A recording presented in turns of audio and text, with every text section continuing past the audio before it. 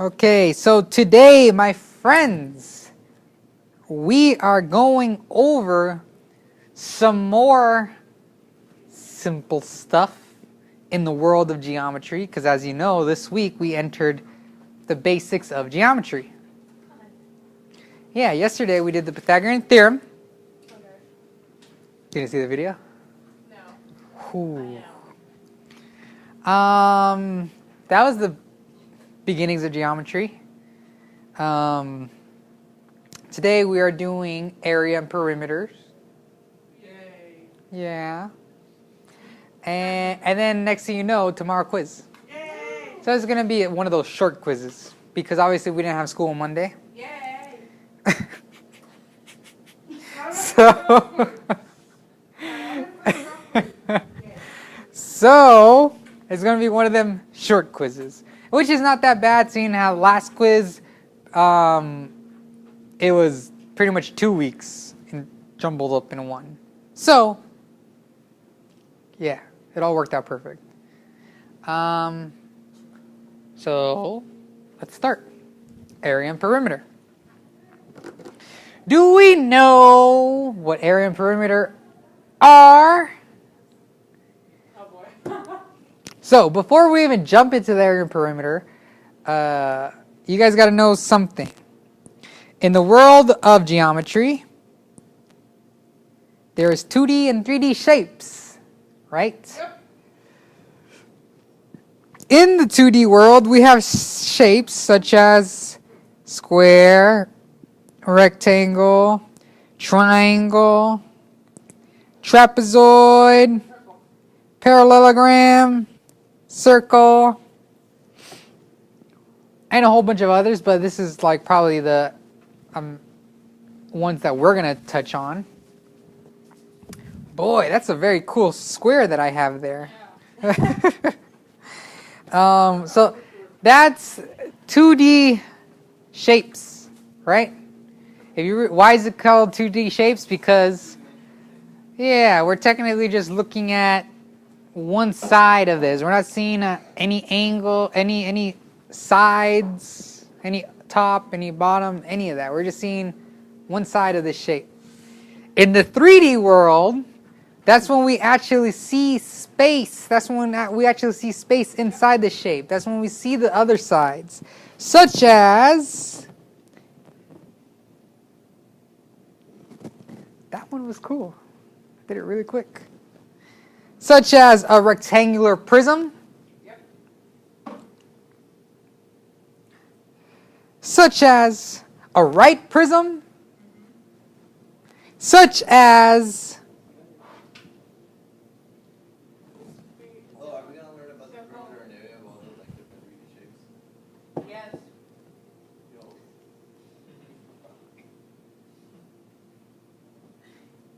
such as a cone and a pyramid. Yay.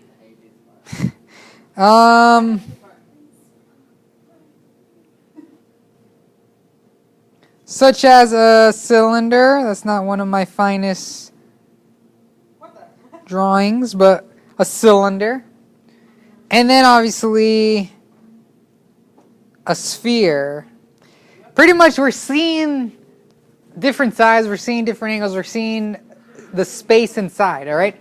In the 2D world, we have area and perimeter, right? In the 3D world, we don't have area and perimeter, we have volume and surface area. Yeah, guess what? We're not doing that today. Guess what? We're not touching that this week because, yeah, that's next week. Next week, we're going to master 3D shapes. Today, this whole week has been very simplistic. It's been very simple, easy. Yesterday, we did Pythagorean theorem. Today, we're just doing 2D shapes, just doing area and perimeter. Yay. Right? Yep. So this, my friends, is what we're dealing with. So, I got this for you guys. I could print out the formula sheet for you guys. And tomorrow's quiz, I'll probably just plaster this up here so you guys could use it. It's fine. Pretty much, these are the formulas for those shapes that I was drawing, right? At the top, we have area of a square, rectangular, prism, triangle, trapezoid, circle. Perimeter of a square, rectangle, triangle, da da da da. Surface area and volume of, that stuff we're not going to be using today. We're going to be using that next week. All of this surface area, and all the way down here, we're not touching that today. But these are formulas to help you in finding the area and perimeter of 2D shapes. So, my advice to you, the hardest part of geometry is knowing what shape you have in front of you. That's literally the hardest part.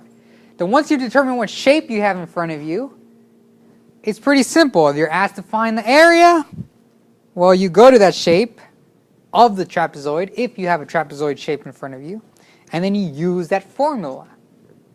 This is a guide to find the area. So yeah, actually let's go back to that. Can somebody tell me what shape was this? It was supposed to be a square, even though I drew it really bad, right? What shape is this one called? What shape is this one called? What shape is this one called? That's a trapezoid. And yes, a trapezoid could also be this. Same thing. And no, it's not half of a full trapezoid. No, it's none of that. That is a full-fledged trapezoid right there. Okay? What's that one right there? A parallelogram. Pretty much a rectangle skewed a little bit. Right? Then we have our famous circle. Which, boy, are we going to have fun with circles today. So, now we go back to what I was asking earlier. Does anyone know what area and perimeter is? So the area, my friends, is pretty simple. Is the inside of those 2D shapes. So if we're given a simple square, why do I keep on doing that? If we're given a simple square, when asked for the area, is pretty much the inside. Or not just square, but to any shape, any 2D shape. You're looking for the inside. The perimeter is obviously the outside. Right? Now, sure, we do have some formulas to find the area and perimeter of a square, perimeter of a square, area of a rectangle. Sure, we have these formulas, but those are the simple ones in which you guys probably don't need a formula to find the area and perimeter of certain shapes. Why? Because it's pretty straightforward. A square, this is a little note for you guys, all sides are the same, right? That's what makes a square. So all they have to do is give you 3 there. It's your job to know that all around, all other sides are 3, right? So they have a nice little formula for you to find the area of a square. All it is one side, S, squared. So 3, to find the area, you get the 3, you punch it in for your S, 3 squared. What's 3 squared? Guess what? The area is 9. Pretty straightforward, right? Perimeter, there's also a formula for perimeter. But I always tell students, you don't need no formula to find the perimeter of any shape. Well, except for the circle. Don't worry about that one. We'll get to that. You'll see. But for any other of the regular shapes, all you ever have to do to find the perimeter is add all the sides. So we know that's 3, that's 3, that's 3, that's 3. What's all that added up? 12.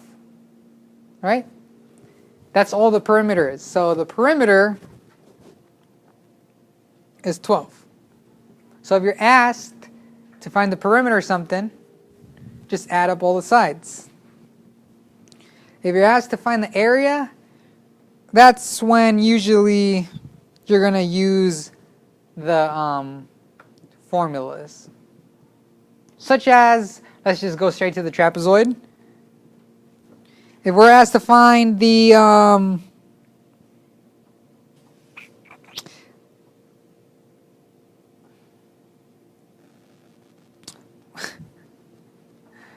nice trapezoid, huh? If this is a 5, this is a 7, and then they give us a height of, let's say, 6. What is my area? How do you find the area of a trapezoid? You see, this one's not so simple as a square, right? This one, yes, you do look at the formula sheet. Oh, I know How? we had a total amount of the bottom is 7. Mm-hmm. When the top and the bottom is like a square, so the half times will be 2. Yeah. And then we got one side, 2 sides, and that is the shape that we're talking about yesterday. Uh-huh. So we got six add 2 square equal. Uh-huh. Nice job. I'm not gonna lie, it's not bad. Or Oh, what? you just take out the formula sheet, or even if you want to take it up a notch, memorize all these formulas for your life, right?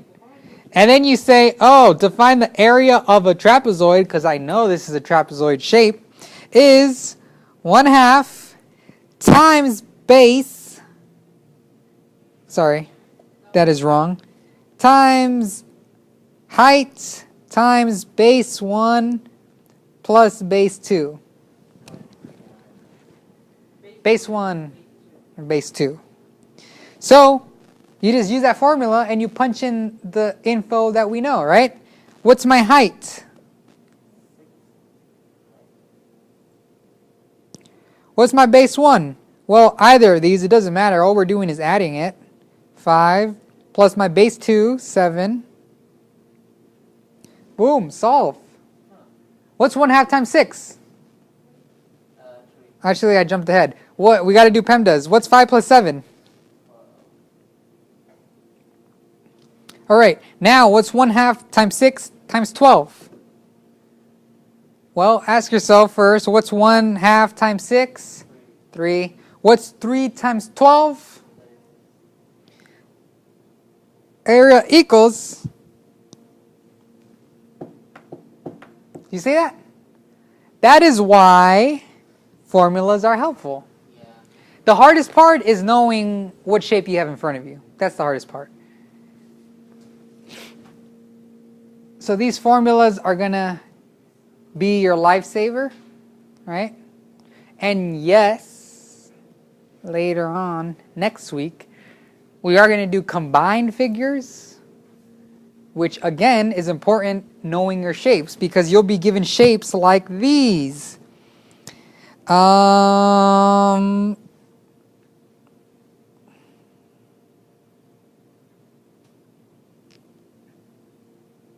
Geez.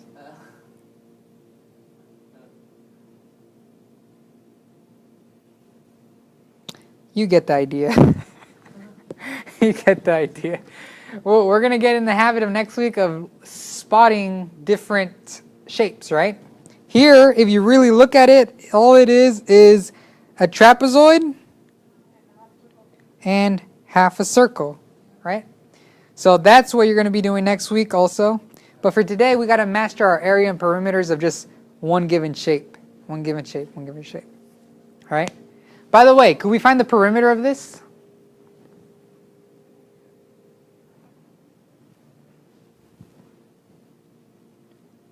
I think there's a perimeter of a... No, there isn't. It's fine. It is fine. You know why? Because we cannot solve this perimeter unless we were given the slant height of one side. If we were given, I don't know, like a 4 there, easy. 5 plus 4 plus 7 plus 4. That's all perimeter is. Add all the sides, right? How do you know it's both sides 4? That's the trapezoid for you. Well, maybe not all the time, but if they don't give you that, then you know it's 4. If they don't give you one on this side, we're not cruel people. We're not going to make you try to figure it out somehow. Not. Yeah.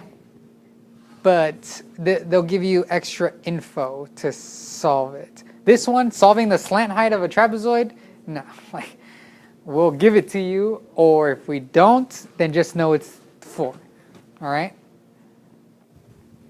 But that's all perimeter is. Just keep in mind, perimeter is the easy one. Add up all the sides. All right? So, there's a couple area and perimeters of one shape, of some shapes, right? There's a couple examples of how you could use the formula to find the area of a certain shape. But then comes this very unique shape. This very unique shape that everyone loves. What's that shape? A circle. Everyone loves a circle. Why? This is one of the very rare times in which I'll answer that for you. I'll answer why for you. Circle. If you go back to the formula sheet. Circle right there. Area of a circle. Perimeter, aka circumference of a circle. If you notice, those formulas involve this thing right there. Pi. It's a very beautiful number, a very beautiful thing. There's a day devoted to it. We already passed it. Did we? Pi Day, yeah, we did. So, it's the famous pi. What does pi equal for us? It goes on forever, but we just use 3.14. All right? I'm going to answer why. Do you guys want to know what pi is, why circles is so beautiful and whatnot? So, yeah, I'll use this. It's fine. So, the thing with pi is, do I remember? Whatever. I'll guess. So, it doesn't matter how small, whether you have a penny or this thing right here. The thing with pi is it's a number that they found out that if you were to get the diameter, I'm trying to remember, was the diameter or radius? If you get the diameter and you divide it by its circumference, all these terminologies I'm about to explain to you, but if you do that, it comes out with the 3.14 whatever, right? If you expand to a big old round pool, doesn't matter. If you get that diameter of that pool and you divide it by its circumference, guess what? Get 3.14. That's the beauty of the circle. Doesn't matter how small or how big, that 3.14 is embedded into it. Just imagine, like, when they first discovered that and they were like, say what? That's, yeah, mind blown. So that's pi, that's the circle, right? But I was saying some terminologies that you guys should know, all right? So the circle, it's a really nice circle, not bad, has something called radius, diameter,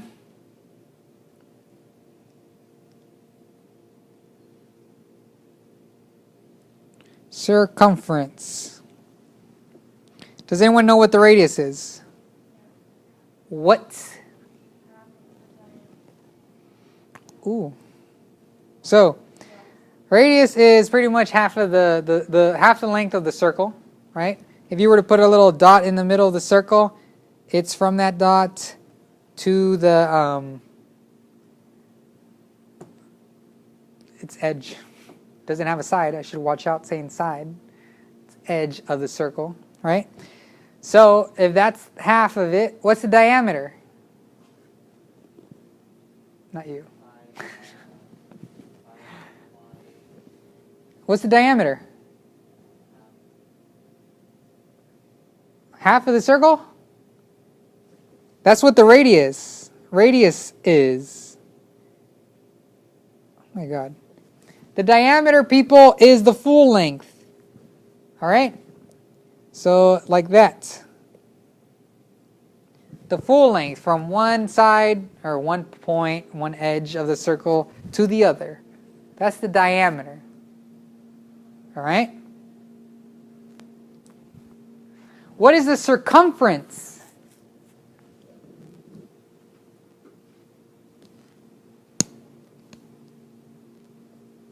Guess. Say anything. The circumference of a circle, what is that? The circumference, people, is around. It's your perimeter. All right? Why don't they call it the perimeter? Well, the perimeter is finding the sides of shapes, right? A circle doesn't have a side. I'm telling you, circles are a very special shape. It's so special that it gave it a different name than a perimeter. It called it circumference. They're the same thing. It's pretty much the outside of the circle. That's the circumference. Now that you know all its terminology, we could start doing some examples of finding the area or circumference of circles.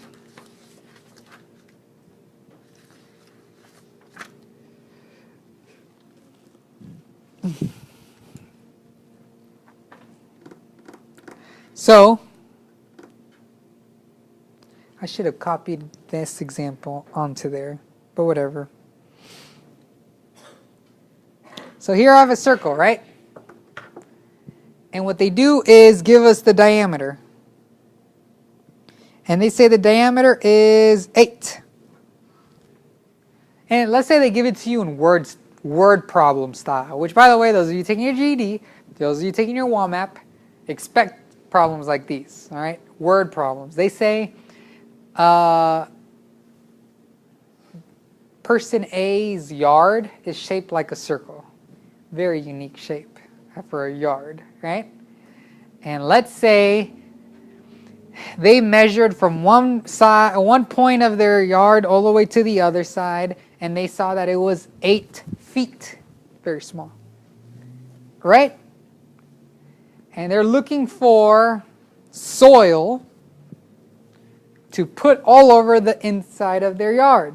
They're trying to cover up their whole yard, right? This is a typical word problem that math likes to give. Then they ask, how much soil should you buy? All right? They never once ask for the area, but it's your job to know, oh, inside area, right? If they were to have said, the person A is trying to buy fence to put around their circular yard, how much fence should they buy? That should tell you that you're looking for the circumference. That's the important piece of word problems. You guys should be able to spot those. Areas inside, perimeters on the outside. But just with that one diameter that's given, just for that one measurement that this person took, 8 feet or 8 yards, whatever you want to call it, how could we find the area and perimeter? How could we find the area of a circle? That's, my friends, is how, when you go to your trusty formula sheet and you look for area of a circle. What's the formula to find the area of a circle?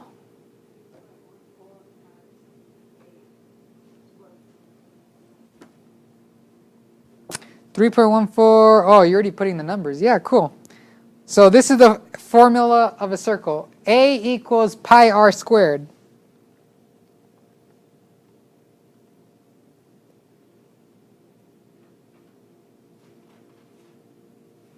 You use that formula as a template, right? Punch in our numbers that we do know. To find the area, what is my pi? What is my r? Don't fall for the trick. R stands for radius. They gave us the diameter. Remember, radius is half of the diameter always. So, my radius is 4. Right? And then you square that. Now all you got to do is solve. What do I do first?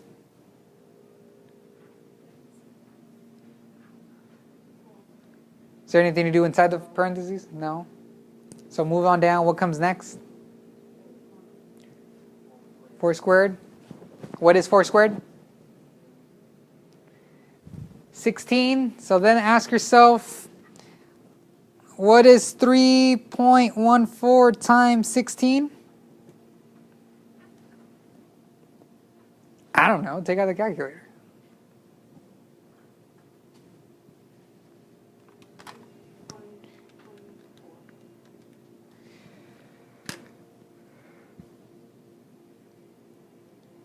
$50.24 cubic inches, cubic feet, yard of soil. I don't know what units they give you.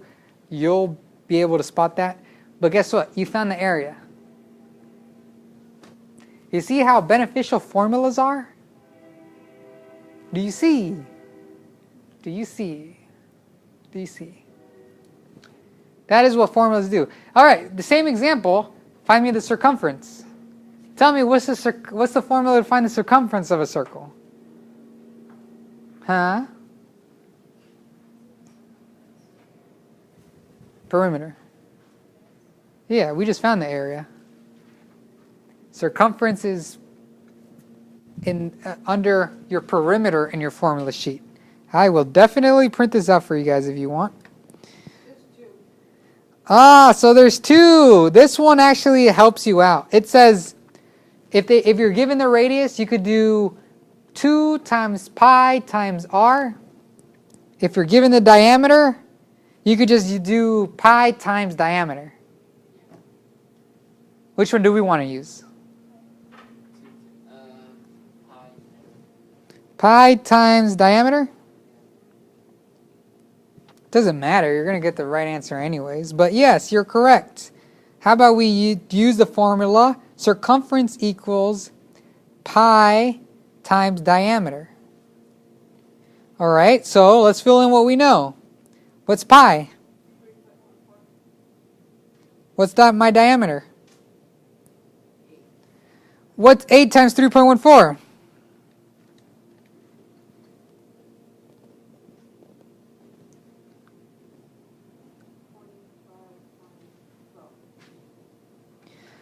$25.12 feet of fence. I don't know, whatever the word problem gives you, right? But that is the circumference around this. That's circles for you, you guys. Formulas, formulas, and formulas. Who wants me to print out the formula sheet for them? Smart. Smart, smart, smart. I'll do that for you all. Yes. By the way, this is a real world problem for all you guys that are going to be working on your guys' houses and whatnot. Use geometry. Yeah.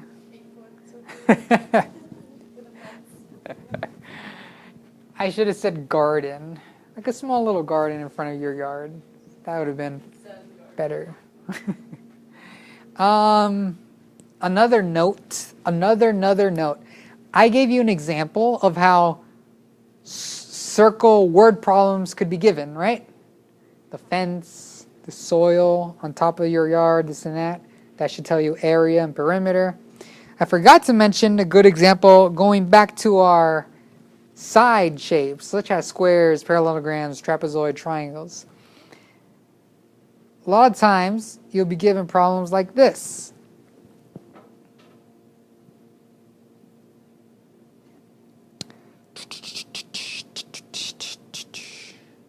That's too easy. You know what? Forget about it. Circle. Let's incorporate everything we've come to learn. So a lot of times in the GED, in the WAMAP, in Chris's dreams, in the WAMAP, in the GED and all that, they might give you a more advanced geometric problem, such as this.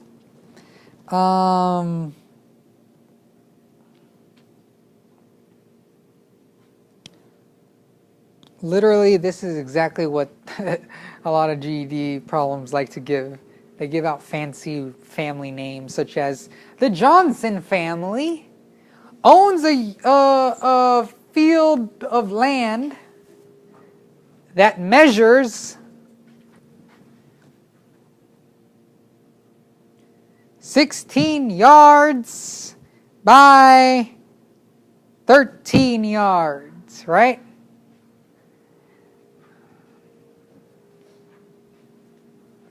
The youngest daughter, Alice, wants a... Give me a word for that circle. A pool? A moat? A pool. The youngest daughter, Alice, wants a pool in the middle of this big field, right?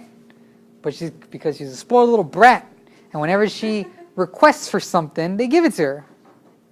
She gets it.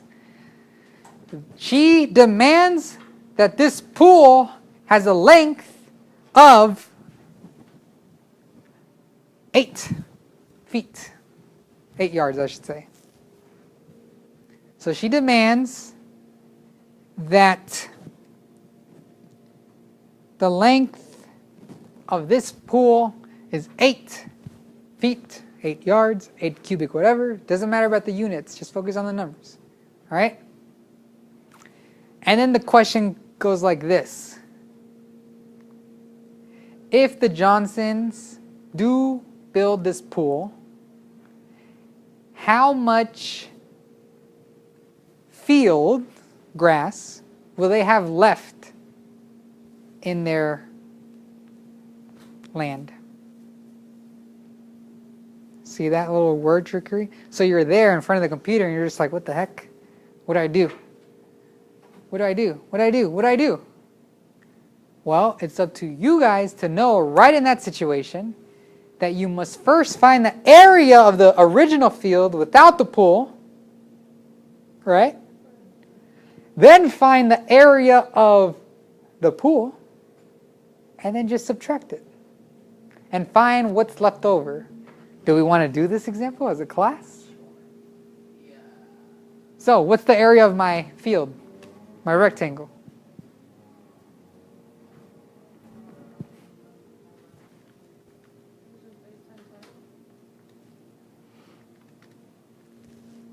What was that? Yeah. And if you don't know, you could look at your formula sheet, which you guys don't have yet. That you guys don't have yet. But to find the area of a square or a rectangle, those two simple shapes, all you ever have to do is get two sides and multiply it by each other. So all you got to do is 16 times 3. Now I know that the area of my field is 208, right? 208 cubic yards, 200 cubic, whatever, blah, blah, blah, right? So now, how about we find the area of my future pool? What's the area of that circle in the middle? The area of the circle is 8? You guys already did the math?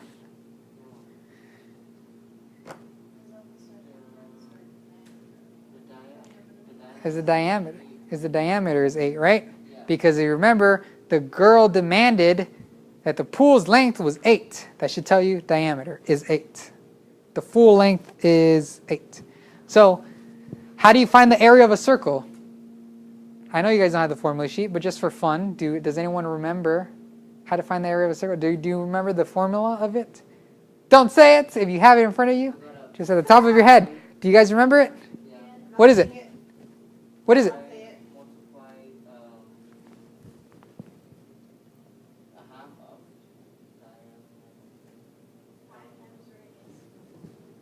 Pi r squared, pi r squared, pi r squared. I don't really recommend people memorizing formulas, but because the circle is so special,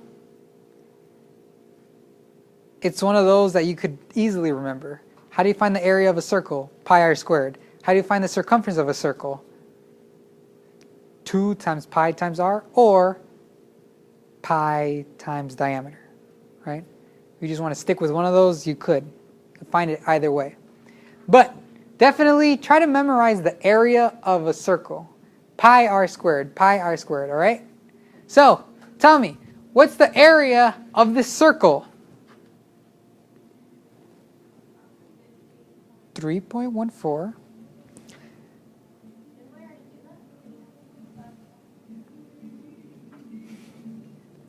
Yeah, for some reason my mind goes to certain numbers all the times.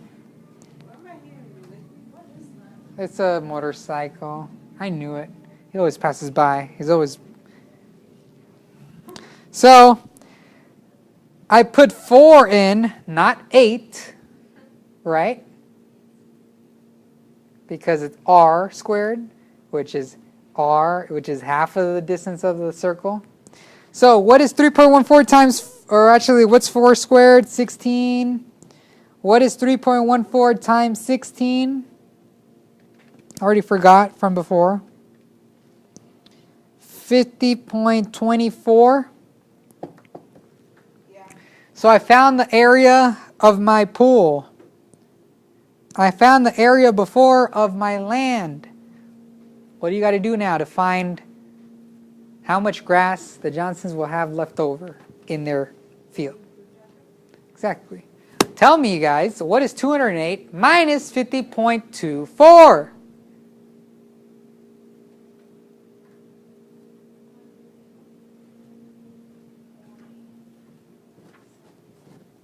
100 and... Yeah, 57.76. This is how much grass they'll have left over. This is how much grass they will have left over if little Alice gets her way, like always, and gets her pool in the Johnsons' land. I like having fun up here, as you guys notice. I do this a lot during the day. So, that's a typical geometry problem. A very, very, very typical problem in the GED, for those of you taking your GED. That's like straight up standard. For 2D shapes. 3D shapes, oh my god. We're going to have fun next week, trust me. So, are we ready to start our practice problems? Yes. Let's do this.